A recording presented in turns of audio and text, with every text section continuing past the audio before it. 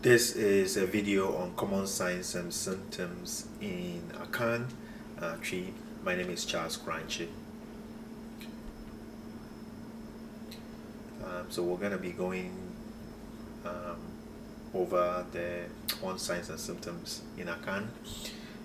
First one we have is Ewa, which means cough.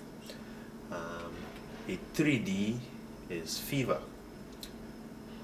Hurinini is jaundice. And Sa is rash.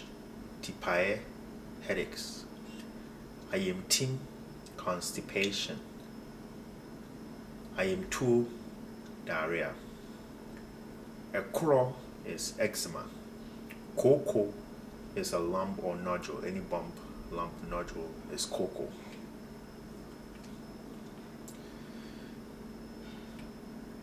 Ahokeka is H.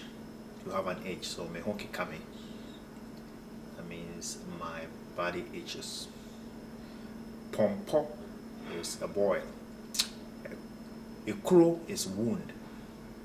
A fear is vomit. Junsomoja is hematuria. That's blood in urine.